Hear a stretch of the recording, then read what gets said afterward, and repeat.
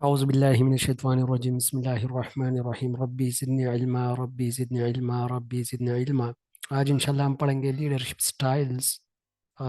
फिर हम पढ़ेंगे टीम क्यों ज़रूरी है, टीम के कैरेक्टरिस्टिक्स क्या है, और स्पेसिफिकली टीम के हवाले से और भी कुछ चीज़ें पढ़ेंगे इंपॉर्टेंट। और फिर हम जाएंगे इंशाल्लाह फिलॉसफी की तरफ, क्योंकि इसमें ऐसे जितनी इंपॉर्टेंट चीज़ें बाकी नहीं है, और जो जनरल फिलॉसफीज है, और फिर उसके बाद एजुकेशनल फिलॉसफीज इंशाल्लाह इसको हम आगे लेक्चर्स में पढ़ेंगे। ठीक है। अच्छा, लीडरशिप स्टाइल्स। स्टाइल क्या होता है? Style is the way of a person, style is a manner of a person. एक पर्सन कौन से तरीके से एक चीज को करता है, तो इसको हम कहते हैं स्टाइल्स। ठीक है। जिस तरह हम लर्निंग के स्टाइल्स पढ़ते हैं, कितने हैं? फोर है: auditory style, reading style, writing style, kinesthetic styles. ये चार जो है ये स्टाइल्स है लर्निंग के। तो इसी तरह लीडरशिप के भी कुछ स्टाइल्स है। ठीक है, कि एक लीडर कौन सा तरीका यूज करके अपने फॉलोअर्स को मोटिवेट करता है, अपने फॉलोअर को डायरेक्शन देता है, अपने फॉलोअर के जो अपना जो प्लान है वो किसी तरह इंप्लीमेंट करता है। ठीक है, तो ये है लर्निंग स्टाइल्स। ठीक है, सेवन स्टाइल्स आज हम पढ़ेंगे, लर्निंग लीडरशिप के स्टाइल्स। ठीक है। Leadership style is the manner and approach of providing direction, implementing plans and motivating peoples. ठीक है, किस तरह एक लीडर जो है डायरेक्शन देता है, मोटिवेट करता है, इम्प्लीमेंटिंग प्लान्स, और प्लान अपना इम्प्लीमेंट करता है, उसको हम कहते हैं लीडरशिप स्टाइल। और इसको हम सिंपल इस तरह कह सकते हैं कि leadership style is the way of a leader. ठीक है, एक लीडर का जो तरीका है उसको हम कहते हैं सिंपल लीडरशिप स्टाइल्स। एक होता है मॉरल लीडरशिप। ठीक है, जब एक लीडर इथिकल सिस्टम को या एथिक्स को जहन में रखते हुए वो कोशिश करता है कि लोगों को कन्विंस करे, this is called moral leadership style. ठीक है, moral moral moral leadership style जो है, it is a leadership behaviour which is consistent with personal and organizational values which are in turn derived from a coherent ethical system। ठीक है, जो कि अखलाकियात पर मबनी हो, उसी स्टाइल को हम क्या कहते हैं? लीडरशिप स्टाइल कहते हैं, मोरल लीडरशिप स्टाइल उसको कहते हैं। ठीक है, on the basis of ethics, on the basis of the ethical system, उसको हम क्या कहेंगे? मोरल लीडरशिप कहेंगे। ठीक है। अच्छा जी, आगे नेक्स्ट जो है वो है पार्टिसिपेटिव लीडरशिप। इसको हम डेमोक्रेटिक लीडरशिप भी कहते हैं। ठीक है, डेमोक्रेटिक के अगेंस्ट एक और टाइप ऑफ लीडरशिप स्टाइल है जिसको हम कहते हैं autocratic leadership style. Autocratic leadership style जो है उसमें एक बॉस कल्चर होगा, उसमें जो है डायरेक्शंस होंगे, उसमें फर्मनेस होगा, उसमें स्ट्रिक्टनेस होंगे। पार्टिसिपेटिव लीडरशिप में जो मिलजुल कर काम करते हैं, जो डेमोक्रेटिक वैल्यूज होते हैं, अपने कोवर्कर अपने सबॉर्डिनेट को इन्वॉल्व करके, ठीक है, जो बंदा काम करेगा उसको हम कहेंगे participative leadership. A participative leader seek to involve other people in the process. जो उसके अदर पीपल होते हैं, जो उसके सबॉर्डिनेट होते हैं, उनको भी प्रोसेस में इन्वॉल्व किया जाएगा, डिसीजन मेकिंग में इन्वॉल्व किया जाएगा, पॉसिबली इंक्लूडिंग सबॉर्डिनेट्स। ठीक है, सबॉर्डिनेट्स हो सकते हैं, पीयर्स हो सकते हैं, हम ग्रुप जिसको कहते हैं उसको हम पीर कहते हैं, सुपीरियर्स हो सकते हैं जो हाई अप्स होते हैं, एंड अदर स्टेक होल्डर्स। ठीक है, और भी हो सकते हैं जितने भी मेंबर आपके टीम के हैं, टीम के जो मेंबर्स है, उन सबको इन्वॉल्व करके डिसीजन लेने को हम कहते हैं पार्टिसिपेटिव लीडरशिप। ठीक है, तो ये लीडरशिप जो होगा ये डेमोक्रेटिक वे से चलेगा। अच्छा, ट्रांजैक्शनल लीडरशिप बड़े मजे की लीडरशिप स्टाइल है। ट्रांजैक्शनल लीडरशिप क्या करेगा? ये इंसेंटिव्स, रिवॉर्ड्स, इनको यूज करके कोशिश करेगा कि जो उसके सबॉर्डिनेट है वो मोटिवेट हो, उसके जो फॉलोअर्स है वो मोटिवेट हो। ठीक है, leaders who determine what subordinates needs to achieve objectives, मतलब ऑब्जेक्टिव्स को अचीव करने के लिए सबॉर्डिनेट को क्या चाहिए? इंसेंटिव्स चाहिए, उनको जो है कुछ रिवॉर्ड्स चाहिए। ठीक है, तो ट्रांजेक्शनल लीडरशिप क्या करेगा? कोशिश करेगा कि जो उसके फॉलोअर्स है उसको मोटिवेट करने के लिए इंसेंटिव्स दे, उनकी तारीफ करे, उनको मोटिवेट करे। ठीक है, तो ये ट्रांजेक्शनल लीडर होगा। Leader who determine what subordinates need to achieve objectives, classify those requirements उसके बाद जो बेसिक नीड्स है उनको पूरा करेगा, उनको क्लासिफाई करेगा, and help subordinate become confident they can reach there objective. ठीक है, कॉन्फिडेंसी और कॉन्फिडेंस डेवलप करके वो क्या करेगा, कोशिश करेगा कि उसके जो सबऑर्डिनेट और फॉलोअर्स होते हैं वो काम करें। ठीक है, अच्छा, ट्रांसफॉर्मेशनल लीडरशिप, ट्रांसफॉर्म करना चीजों को, क्रिटिकली चीजों को देख के इनलाइज करके फिर ट्रांसफॉर्म करना। देखो ट्रांसफॉर्मेशनल वर्ड ये जो है ज्यादातर ये कॉन्सेप्ट दिया था जो पालो प्रायर है। पालो प्रायर कहता है कि ये जो नॉलेज है ये बिल्कुल ही ठीक नहीं है, इसी नॉलेज को नए सिरे से तामीर होना चाहिए। ठीक है, तो उन्होंने ट्रांसफॉर्मेशन के लिए जो बात की थी, उन्होंने क्रिटिकल पेडागॉजी का कंसेप्ट दिया था और कहा था कि ये जो चीजें हैं ओप्रेस्ड, उसकी पेडागॉजी जो थी वो ओप्रेस्ड पेडागॉजी भी उसको कहते हैं।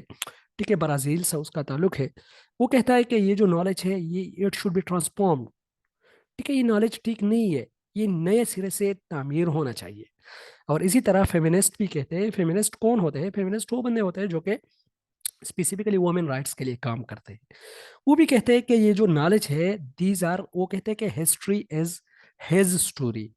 ये जो हिस्ट्री है इनमें सारी चीजें जो है वो मेल डोमिनेंट है, पेट्रियार्की है, पेट्रियार्कल सोसाइटी है, स्टीरियोटाइप्स है, जेंडर बाइसनेस है। ठीक है, तो ये ट्रांसफॉर्मेशनल लीडरशिप जो है ये नॉलेज को नए सिरे से बिल्ड करने की कोशिश करेगा और ये कोशिश करेगा कि जो उसका विजन है वो नए सिरे से वो अचीव हो। ठीक है, leader who through their personal vision and energy inspires followers and have a major impact on their organization are called transformational leader. ये जो लीडर होते हैं ये सदियों बाद पैदा होते हैं और ये इनकलाब लाने की कोशिश करते हैं, कि वो कोशिश करते हैं कि ये जो सिस्टम है ये सारा चेंज हो जाए। ठीक है, और करिज्मेटिक लीडरशिप क्या होता है, एक एक करिश्मा होता है इनके अंदर, एक चार्मिंग होती है इसके अंदर, चार्मिंग मीन एक एक दिलकशी होती है इसके अंदर। ठीक है, वो लीडर जो कि एक दिलकश लीडर, पुरकशिश लीडर होते हैं। पुरकशिश लीडर कौन होते हैं, जिनके अंदर अट्रैक्टिव पावर होता है। ठीक है, चार्मिंग मीन पुरकशिश, और पुरकशिश और दिलकश होते हैं जो कि उनके अंदर एक मैग्नेटिक पावर होती है, अपनी एक सलाहियत होती है गॉड गिवन। ठीक है, उसको हम charismatic या charisma कहते हैं। Basic assumption of charismatic leadership is that charm and grace. ठीक है, ग्रेस मीन पाजिल लोग, charm मीन पुरकशिश और दिलकश लोग। ठीक है, are all that is needed to create followers. The charismatic leader gather followers through personality and charm। मतलब इसकी पर्सनालिटी में अल्लाह ताला ने एक ऐसी खासियत ऑलरेडी पिक्स की हुई होती है इनबॉर्न, कि वो लोगों को अट्रैक्ट कर सकते हैं rather than any form of authority. ठीक है, मतलब इसको अथॉरिटी की जरूरत नहीं होती, जहाँ भी वो रहता है इनको अल्लाह ताला ने ऐसी खासियत दी हुई होती है कि वो खुद ही, जिसको हम रेफरेंट पावर कहते हैं, कल हमने पढ़ा था, रेफरेंट पावर इनके पास होता है और वही रेफरेंट पावर को यूज करके कैरिस्मेटिक लीडरशिप जो है वो कोशिश करता है कि लोगों को इन्फ्लुएंस करे। ठीक है, अच्छा जी, आगे जो है पेरेंटल और पेरेंटलिस्टिक लीडरशिप। ठीक है, ये लीडर जो होते हैं ये बाप की तरह होते हैं। The leadership approach in which a father like figure uses power and authority to run, control and protect the employees and in return expect, क्या एक्सपेक्ट करता है, रेस्पेक्ट।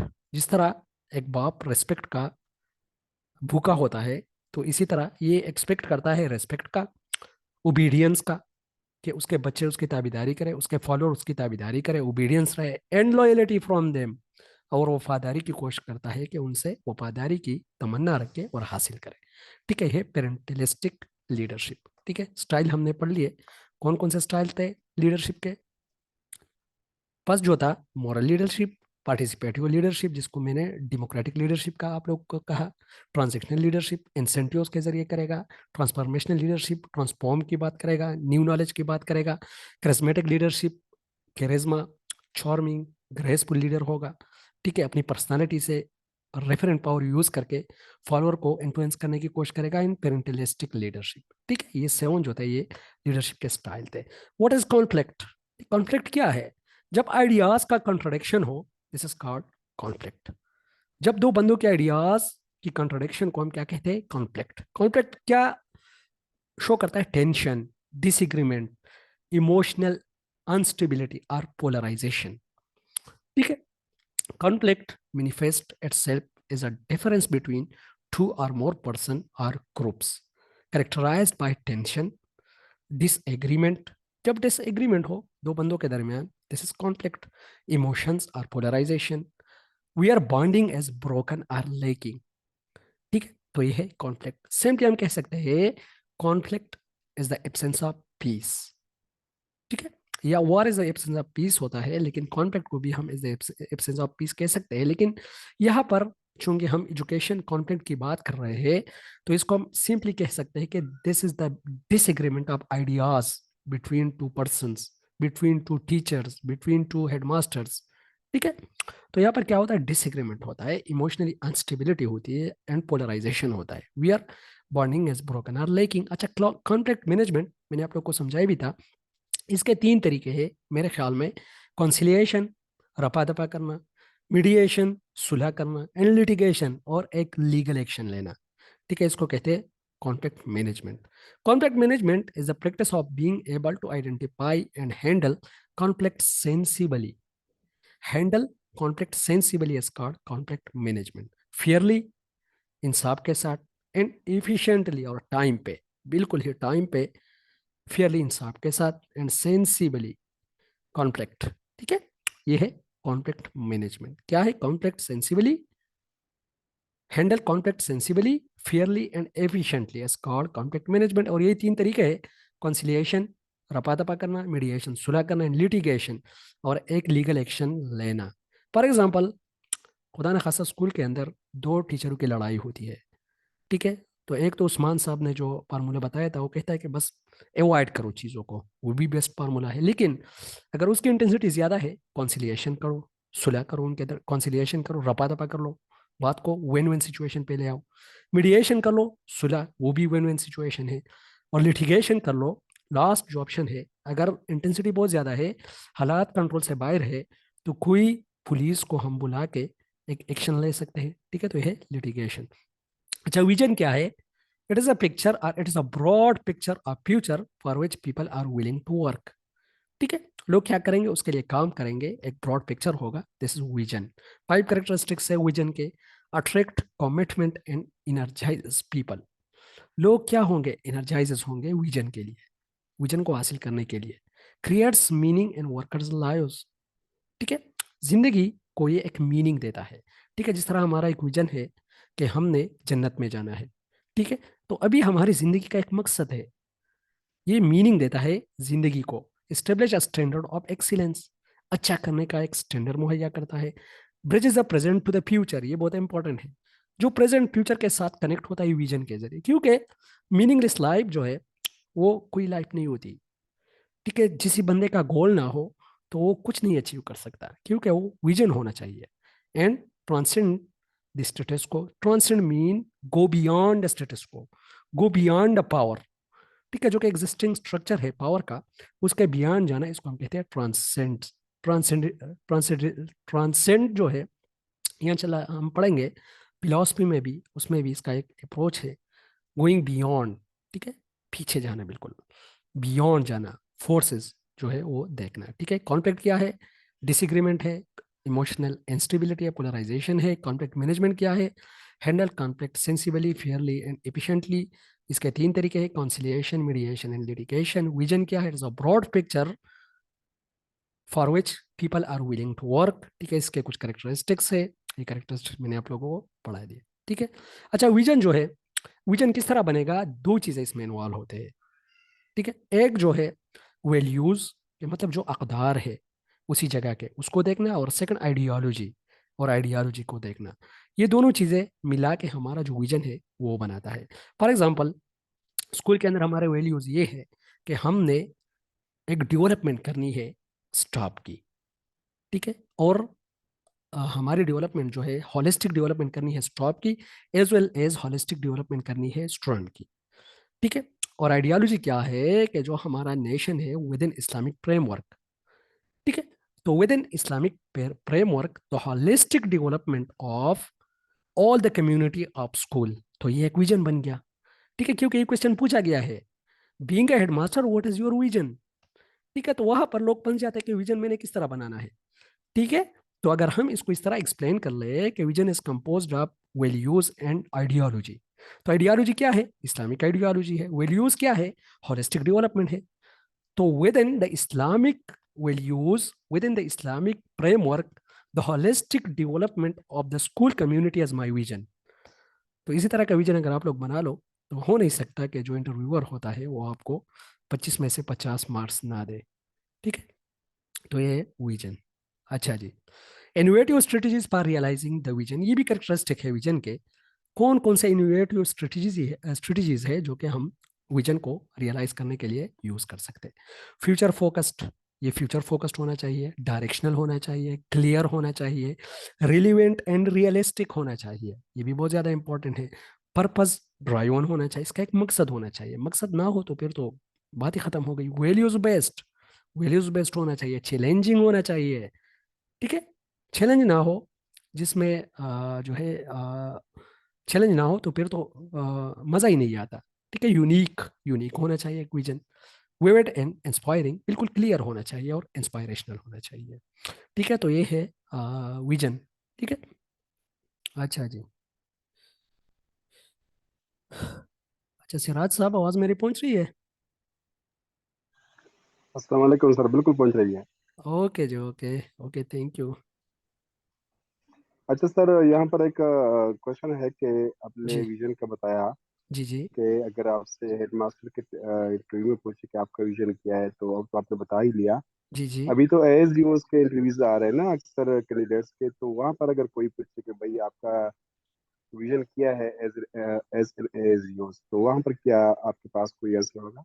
अच्छा जी, okay, very good, very good question. अच्छा, इस तरह है, जो एस डी ओज के जो रिस्पॉन्सिबिलिटीज है, ठीक है, मतलब एस डी ओ, हम क्या अचीव करना चाहते हैं, ठीक है, वो हमने देखना है। ठीक है, हम क्या अचीव करना चाहते हैं, हमने वो देखना है। और आइडियोलॉजी तो हमारी इस्लामिक आइडियोलॉजी है। तो within the framework of Islamic ideology, हमने क्या अचीव करना है, जस्ट उसको पुट करके आपका विजन बन जाएगा। जिस तरह for example S D O की रिस्पॉन्सिबिलिटीज क्या है? मॉनिटर करना, ठीक है, प्रोग्रेस शो करना, इफेक्टिव एनवायरनमेंट प्रोवाइड करना, ठीक है, या साउंडली जो जो साउंड टीचर होते हैं वो प्रोवाइड करना उसका काम है। या जो है अटेंडेंस को जो है, या ड्रॉप आउट को कम करना, या अटेंडेंस को या रिपोर्टिंग सही करना। तो ये चीज़ें, एक चीज़ को, एक स्टेटमेंट को जो भी किसी बंदे को अच्छा लगे वो मिला के इसका विजन बन जाएगा। बात समझ में लग गई? ठीक है सर, बस कुछ डिस्ट्रिक्ट में तो कुछ प्रॉब्लम होते हैं ना, मतलब फॉरेन फ्लंग डिस्ट्रिक्ट जिस तरह का हमारा हमारा है, अच्छा अच्छा। तो उनको भी मिला के ना इन्हीं जो वहाँ यहाँ पर जो रेलिवेंट प्रॉब्लम है वो भी अच्छा मिला अच्छा। के उस पर भी जवाब दे सकते हैं ना। अच्छा अच्छा, इसमें इस तरह है ना विजन में, कि जहां भी आप इसी फार्मूले को फिट करो आपका विजन बन जाएगा। फॉर एग्जांपल, किसी डॉक्टर से अगर पूछा जाए कि व्हाट इज योर विजन, तो वो क्या करेगा? विद इन इस्लामिक फ्रेमवर्क, बस एक चीज दो पुट करके वो अपना विजन बना सकता है इजीली। ठीक है, तो एक फॉर्मूला है विजन बनाने का। और मिशन जो है, मिशन स्पेसिफिकली होता है विजन को हासिल करने के लिए जो हम स्ट्रगल करते हैं, जो स्टेटमेंट देते हैं, दिस इज आवर मिशन। बिल्कुल सर, बस क्लियर हो गया था ये। ओके जी, ओके, थैंक यू। अच्छा, टीम, टीम बहुत ज्यादा इंपॉर्टेंट है। इसीलिए इंपॉर्टेंट है कि स्कूल के अंदर एक टीम होता है। ठीक है, और हेडमास्टर और टीचर जो है उसका एक टीम होता है। वो तो सॉलिडली नहीं कर सकता है, ना डिसीजन ले सकता है और ना वो सॉलिडली स्कूल चला सकता है। ठीक है, तो टीम की जरूरत होती है। अच्छा, एलिमेंट्स ऑफ अ टीम क्या है? ठीक है, म्यूचुअल ट्रस्ट होना चाहिए अमॉन्ग टीम मेंबर्स, जो स्टाफ मेंबर है उनके दरमियान म्यूचुअल ट्रस्ट होना चाहिए। Self motivation with in the team, team के अंदर सेल्फ मोटिवेशन होना चाहिए। एक टीम स्पिरिट होता है, एक इंडिविजुअल स्पिरिट होता है। तो team spirit as well as individual spirit दोनों होने चाहिए। शेयर रिस्पॉन्सिबिलिटी, हर एक को चाहिए कि वो अपने हिस्से का काम करे। स्ट्रॉन्ग कम्युनिकेशन, मतलब कोई अगर रिस्पॉन्सिबल है पीटीसी रजिस्टर का, तो कोई रिस्पॉन्सिबल है विड्रॉल रजिस्टर का, तो कोई रिस्पॉन्सिबल है फंड अकाउंट का। ठीक है, तो इसी तरह की रिस्पॉन्सिबिलिटीज जो है ये शेयर्ड होनी चाहिए। Strong communication and a willing, strong communication होना चाहिए and a willingness to ask questions for clarity. ठीक है, क्वेश्चन जो है ये होने चाहिए, मतलब एक बंदा, एक स्टाफ मेंबर दूसरे से क्वेश्चन का हक रखता हो। ठीक है, अक्सर हम खपा होते हैं यार कि आपने ये क्या कह दिया और आपने ये क्या कह दिया, और लड़ते झगड़ते हैं।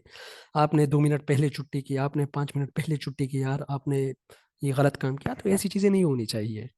ठीक है, हर एक चीज को पॉजिटिव एंगल से देखना चाहिए। ठीक है, फिर टीम के अंदर क्या क्या करेक्टरिस्टिक्स होने चाहिए। अच्छा, टीम में क्या करना चाहिए और क्या नहीं करना चाहिए, ये बहुत ज्यादा इंपॉर्टेंट है। फॉर एग्जांपल एक मीटिंग है हेडमास्टर और उसके स्टाफ के दरमियान। ठीक है, तो उसमें क्या करना चाहिए, डू क्या करना चाहिए, लिसन टू एवरीवन, हर एक को सुनना चाहिए बिल्कुल आराम से। प्ले ड्यूअल्स एडुकेट, ड्यूअल्स एडुकेसी एक डिसीजन मेकिंग टेक्निक है। इसका मतलब यही है कि फॉर एग्जांपल एक डिस्कशन जारी है, तो आपने एक बंदे को इस तरह बिठाया हुआ होता है कि आपने ड्यूअल एडुकेसी करनी है। ठीक है, बिल्कुल ही साइलेंटली उसको उसको छुपके से मतलब ये राज की बात होती है आप और उनके दरमियान कि आपने ड्यूअल एडुकेसी करनी है। ड्यूअल एडुकेसी में इस तरह होता है कि वो क्रिटिकली या अपोजिट साइड पे जाता है। फॉर एग्जांपल अभी डिस्कशन जारी है कि स्टूडेंट की जो है हमने अटेंडेंस इंप्रूव करनी है, हमने जो है स्टूडेंट के लिए ये चीज़ करनी है, हमने ये चीज़ करनी है। तो आप क्या करते हो, आप अपोज में जाते हो। अपोज में इसलिए जाते हो कि आप जो जो वहां पर डिबेट चल रही है उसकी जो स्ट्रांग पॉइंट्स है उसको चेक करने के लिए कि ये कितना स्ट्रांग है। ठीक है, और जो डिसीजन ले रहा है फॉर एग्जांपल एक बंदा, तो आप उसके अगेंस्ट साइड पे जा रहे हो, उसको चेक करते हो क्या उसको प्रोटेक्ट कर सकता है कि नहीं। तो दिस इज ड्यूअल एडुकेसी। ठीक है, ड्यूअल एडुकेसी का मतलब है a person who expresses a continuous opinion in order to provoke debate. देखो, डिबेट पे हमले करने के लिए, और डिबेट फॉर एग्जांपल जारी है और आप अगेंस्ट में चले गए कि नहीं यार इसका ये नुकसान होगा, सारे फायदे बता रहे हैं और आप कहते हैं कि नहीं यार इसका एक नुकसान होगा ये। ठीक है, तो सारे आपकी तरफ देखते हैं कि यार ये क्या बोल दिया इन्होंने, और फिर उस पे बात जो है शुरू हो जाती है। ठीक है, or test the strength of the opposing argument. ठीक है, तो ये ड्यूअल एडुकेसी जो है ये एक डिसीजन मेकिंग टेक्निक भी है। ठीक है, प्रोपोज सोल्यूशन, सोल्यूशन प्रोपोज करना। ठीक है, मतलब सोल्यूशन की तरफ जाना, प्रॉब्लम क्रिएट नहीं करना, प्रॉब्लम सॉल्व करना है। स्कूल में हम अक्सर प्रॉब्लम क्रिएट करते हैं। Prepare a meeting agenda and stay on track. अगर एक मीटिंग जा रही है तो उसका एजेंडा होना चाहिए, अदरवाइज हम इधर उधर जाएंगे। ठीक है, ask open ended questions. Open ended question इसलिए आस्क होने चाहिए कि सबके आइडियाज आ जाए, क्लोज एंडेड नहीं होने चाहिए, फ्रीली सबके आइडियाज आ जाए। ठीक है, डोंट क्या नहीं करना चाहिए, criticize other ideas. Other ideas criticize नहीं होना चाहिए। हमने ब्रेनस्टॉर्मिंग में भी पढ़ा था कि हर एक के आइडिया की अपनी अपनी एक वैल्यू होती है, उसको क्रिटिसाइज नहीं करना चाहिए। Be overly demanding, don't be overly demanding. Overly demanding नहीं होना चाहिए कि आपने एक बंदे पे सारी चीजें डाल दी और उनसे कहते हो कि आपने सारी चीजें करनी है। बी ओवरली डिमांडिंग, एक टीचर पे आपने सारा लोड डाला हुआ है। ठीक है, not don't be overly demanding. Enforce your ideas, अपने आइडियाज को इन्फोर्स करने की कोशिश नहीं करना। ठीक है, ऑटोक्रेटिक वे आपने यूज नहीं करना कि बस आपने करना है, आपने ये तरीका करना है, अगर नहीं किया तो कल मैं आपके साथ देखूंगा। ठीक है, enforce your ideas. Be a dictator, don't be a dictator, dictator नहीं होना चाहिए।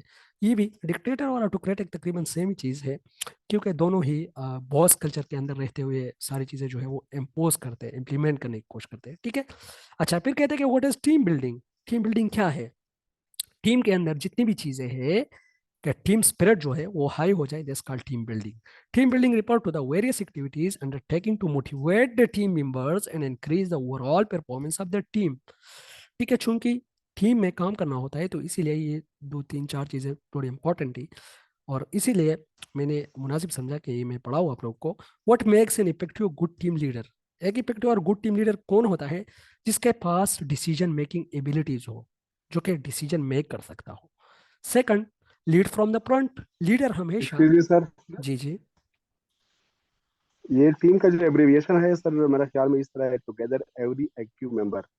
तो इस तरह मतलब आप इनके जो करेक्टरिस्टिक्स है आपको फौरन याद आ जाएंगे। अच्छा अच्छा, आप थोड़ा रिपीट कीजिएगा, बहुत वैलिड पॉइंट आपने बता दिया। टुगेदर जी, every active member, very good, शाबाश। ये इसका एब्रिविएशन है। Very good very good, together every active member, ये टीम का एब्रिविएशन और एक्रोनिम है। ठीक है, वेरी गुड, शाबाश। अच्छा, टुगेदर यूरी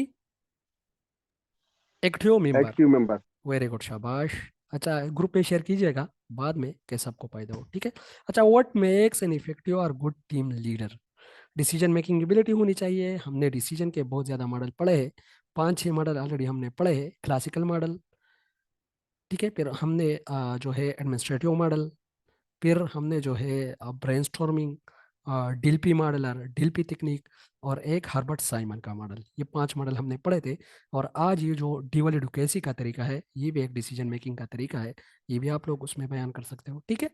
अच्छा, lead from the front, front से लीड करेगा। Balance between personal life and professional life, ये बहुत ज्यादा इंपॉर्टेंट है। अक्सर हम प्रोफेशनल और पर्सनल लाइफ के दरमियान जो है ये बैलेंस नहीं करते, और जो घर का काम होता है वो अक्सर स्कूल में ले आते हैं। ठीक है, ऐसे टीचर होते हैं, अक्सर कहते हैं कि यार आप मेरा क्लास ले लो, मैं आपका क्लास ले लूंगा, बस जल्दी जल्दी पार करके अपने आप को भाग जाता है स्कूल से। ठीक है, तो यहाँ पर ये पर्सनल लाइफ और प्रोफेशनल लाइफ को बैलेंस करना चाहिए, टाइम निकालना चाहिए कि स्कूल में ऐसे मसाइल ना आ जाए। सर्व एज एन एग्जाम्पल, ठीक है, फॉरगिव फॉरगिव करना चाहिए। ठीक है, एक बात हो गई, ठीक है, वो कॉलेज की गेट तक, स्कूल की गेट तक चली गई, बस बात खत्म, बाहर नहीं जानी चाहिए, फॉरगिव, बस फॉरगिव कर लो, बात खत्म कर लो। Cohesive force binding force, cohesive force होना चाहिए। ठीक है, प्रोवाइड पर्पस, पर्पस होना चाहिए।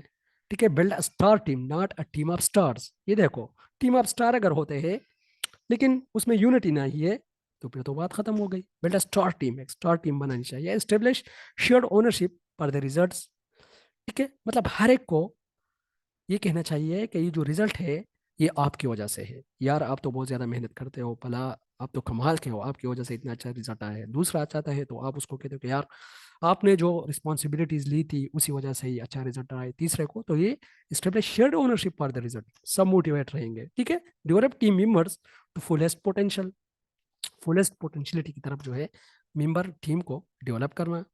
अच्छा, make the work interesting and engaging, ये भी बहुत ज़्यादा इंपॉर्टेंट है। Develop a self managing team motivate and inspire team members, monitor but do not micro manage, monitor करना चाहिए, मतलब छोटी छोटी चीज़ों को मैनेज नहीं करना चाहिए सच। ठीक है, तो ये सारी जो रिस्पॉन्सिबिलिटीज़ है और ये सारे जो करेक्टरिस्टिक है, ये एक लीडर की करेक्टरिस्टिक है कि किस तरह एक लीडर जो है वो काम करेगा एक टीम के अंदर। ठीक है, अच्छा जी, आगे हम इंशाल्लाह स्टार्ट कर रहे हैं एक नया चैप्टर, जिसमें जो क्वेश्चन पूछे गए हैं इंटरव्यू के हवाले से और जो चीज़ें इंपॉर्टेंट है, तो मैं कोशिश करूंगा कि इसको मैं इंशाल्लाह बहुत ही तरीके से, क्योंकि ये चैप्टर थोड़ा ट्रिकी है, इंसान इसमें कंफ्यूज हो जाता है, आइडियलिज्म को कभी मिक्स करता है रियलिज्म के साथ, और रियलिज्म को कभी मिक्स करता है प्रैग्मेटिज्म के साथ। तो हम कोशिश करेंगे कि सारी चीज़ों को बिल्कुल ही मतलब वेल मैनेज्ड और वेल क्लासीफाई और बिल्कुल ही छोटे और बिल्कुल ही स्मॉल पैराग्राफ्स में, मतलब इतने डिटेल में हम नहीं जाएंगे, क्योंकि हम interview point of view preparation कर रहे हैं। इनसे पूछे गए हैं क्वेश्चन, किसी से पीरियलिज्म पूछा गया है, तो किसी से प्रेगमेटिज्म पूछा गया है, तो किसी से आइडियलिज्म पूछा गया है। ठीक है, जब तक हम इन चीज़ों को ना पढ़े तो ये याद नहीं रहती। ठीक है, फिलोसफी क्या है? फिलोसफी अगर हम लिटरली देखें तो it's it's the combination of two Greek word. ठीक है, कौन कौन से है? फिला एंड सुपिया। फिला का मतलब है लॉ एंड सुपिया का मतलब है wisdom. Love for wisdom is called philosophia और फिलोसफी। ठीक है, लेकिन इसके अगर हम डिफिनीशन देखें, क्योंकि वहाँ पर ज़्यादा लेटरल मीनिंग नहीं पूछे जाते, अगर पूछे जाते हैं तो व्हाट इज एजुकेशन और एजुकेशन की लेटरल मीनिंग या करिकुलम की लेटरल मीनिंग या फिलोसफी की अगर भी पूछी जाए तो ऐसे जितनी मुश्किल तो नहीं है।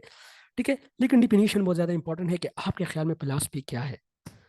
ठीक है, तो मेरे ख्याल में सबसे बेस्ट जो डिफिनीशन है, ये थर्ड वाला सबसे बेस्ट डिफिनेशन है ये फिलोसफी की, कि relationship between God universe and nature. ठीक है, ये बिल्कुल इजी भी है, 3 अल्फाज में आप लोग इसको बयान कर सकते हो कि व्हाट इज फिलोसफी। ठीक है, तो it is the relationship between God universe and nature, this is the third definition. First definition क्या कहता है? Philosophy is the critical science of universal values. Universal values जो एग्जिस्ट करती है उसको क्रिटिकली देखना, दिस इज कॉल्ड फिलोसफी। ठीक है, रैशनल इन्वेस्टिगेशन ऑफ ट्रुथ, मतलब रीजन के साथ, rational investigation of truth, study of nature, cause, principles of reality, knowledge and values about logical reasoning. ठीक है, इसमें अगर आप लोग देख लो ये डिफिनीशन, कुछ में आप लोगों को ये जो है रियलिज्म का टच जो है लगेगा, जिस तरह लॉजिकल रीजनिंग जो है रियलिज्म इसकी बात करती है, और इसी तरह वैल्यूज की बात जो है वो करती है, आइडियलिज्म इसकी बात करती है, फिर ये जो चीज़ें है ये इंशाल्लाह आगे आप लोग को क्लियर हो जाएगी। तो सबसे बेस्ट जो डिफिनेशन है, अगर आप लोगों ने याद भी करनी है, तो relationship between God, universe and nature. ठीक है, इस पे आप लोग फिर एक्सप्लेन भी कर सकते हो कि मतलब गॉड, तो ये जो नीचे चीज़ें मैं आप लोग को एक्सप्लेन कर रहा हूँ, तो एक एक को पढ़ के आप इसको लिंक कर सकते हो फिर इसी डिफिनेशन के साथ। ठीक है, ब्रांचेस क्या है फिलॉसफी के? मेनली तो तीन ब्रांचेस है, एपिस्टेमोलॉजी, ऑन्टोलॉजी एंड एक्सियोलॉजी।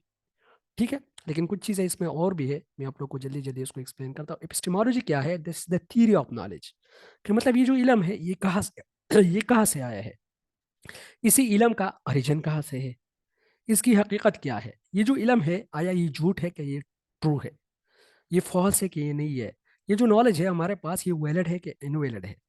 ठीक है, ये जो नॉलेज है हमारे पास, इसकी लिमिटेशन क्या है, इसके लिमिट्स क्या है। ठीक है, तो ये सारी चीजें हम पढ़ेंगे एपिस्टेमोलॉजी में। सिंपली हम इसको कहते हैं epistemology as a study of the theory of knowledge. तो एपिस्टेमोलॉजी फिलॉसफी क्या कहती है? Epistemology philosophy is the search of knowledge, it discusses philosophically truth, falsehood, validity of knowledge, limits of knowledge, and nature of knowledge, knower and known। ठीक है, किसने knower, कौन है knower, and non, और क्या है। ठीक है, कौन है और क्या है, किसने ये नॉलेज दरियाफ्त किया है, ये सारी चीजें नॉलेज से रिलेटेड जितनी भी चीजें हैं वो हम एपिस्टेमोलॉजी में ये डिस्कस करेंगे। अच्छा, मीटा फिजिक्स, बियॉन्ड फिजिकल वर्ल्ड। मीटा कहते हैं बियॉन्ड को, फिजिक्स कहते हैं फिजिकल वर्ल्ड। ठीक है, this is study of existence, reality और एसेंस, इट्स मेन ब्रांचेस। ठीक है, meta physics beyond physical thing. For example एक चीज मौजूद है, तो इसके पीछे जो फोर्सेस है, जो कुव्वतें हैं, उसको बयान करने का नाम है मीटाफिजिक्स। फॉर एग्जाम्पल कायनात है, हमारी दुनिया एग्जिस्ट करती है, इसके पीछे हकीकत क्या है, ये कायनात किसने बनाई है, ये कायनात क्यों बनी है, अल्लाह ताला मौजूद है। ठीक है, तो नऊज़ बिल्ला, इसके भी कुछ ऐसी थियरीज है जो इसके ज़ात से मुतल्लिक जो ये कहते हैं उस पर हम नहीं जाते। ठीक है, लेकिन जिस चीज़ की भी एग्जिस्टेंस है उसके पीछे जितने भी फोर्सेस है, इंसान क्यों पैदा हुआ, इंसान का मकसद क्या है, इंसान की जेनेसिस कहाँ से आ गई। ठीक है, जिस तरह साइंस कहता है, जिस तरह बिग बैंग थियरीज कहती है, तो ये दोनों जो है कोलैप्स भी कर रहे हैं, और इस तरह इस्लाम क्या कहता है इसके बारे में। तो ये सारी चीज़ें जब हम पढ़ते हैं, this called metaphysics. This is the study of the existence, reality और essence, its main branches are as follow, cosmogony और कॉस्मोगोनी भी हम इसको कहते हैं। कॉस्मोगोनी क्या है? कॉस्मोगनी को हम सिंपली कह सकते हैं कि it is the origin of universe, कि ये जो दुनिया है, ये जो कायनात है, ठीक है, इसका ओरिजिन किस तरह हुआ है। ठीक है, cosmogony, this the study of creation, is the world created or it's eternal. ये जो दुनिया है ये क्रिएटेड है कि नहीं, ये दायमी है, मतलब आया कयामत आएगा कि नहीं। यहाँ पर ये भी क्वेश्चन उठता है ना, अगर ये दायमी है तो कयामत तो आ सकता है।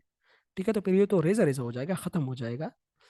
हमारा तो यही अकीदा है। हाउ वॉज वर्ल्ड क्रिएटेड, दुनिया किस तरह पैदा की गई, वाई वॉज इट क्रिएटेड, ये क्यों पैदा की गई, हु क्रिएटेड द वर्ल्ड, ये देखो किसने ये दुनिया पैदा की है, what is the purpose in creation, इसकी पैदा करने का मकसद क्या है।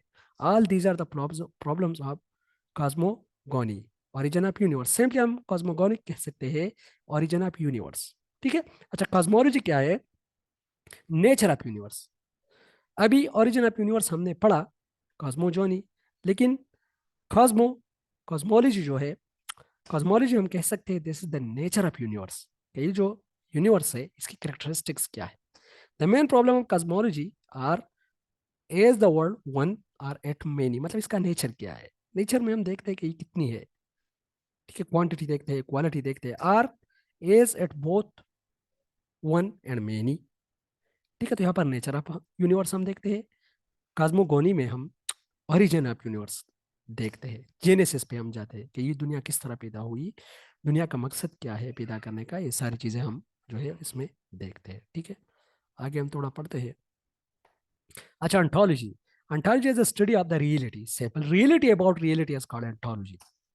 ठीक है, ontology is the study of ultimate reality, is the reality one और इट्स मेनी, आया रियलिटी एक है या बहुत ज़्यादा है।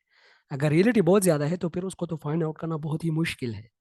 क्योंकि रियलिटी तो हो एक ही होनी चाहिए, एब्सोल्यूट रियलिटी होनी चाहिए जिसकी तरफ हम पहुंचे, जो हमें सेटिस्फेक्शन दे।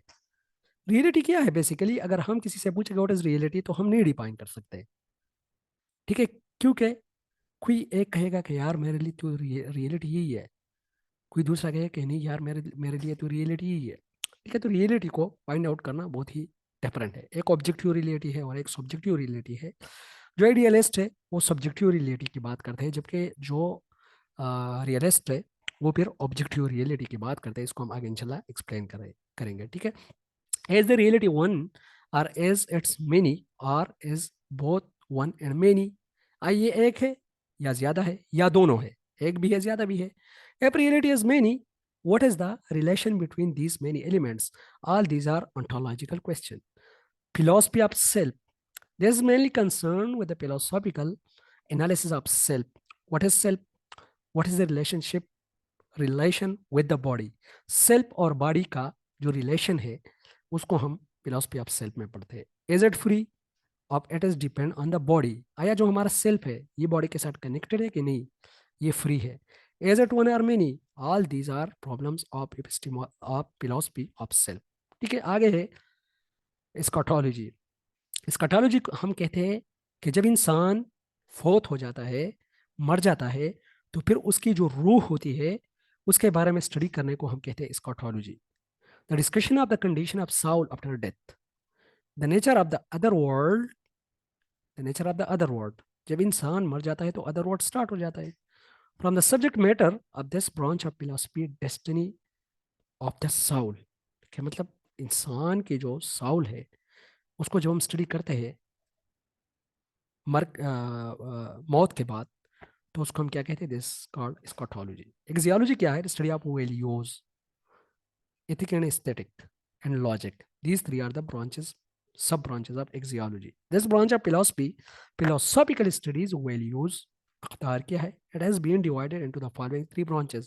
Ethics क्या है? Right and good.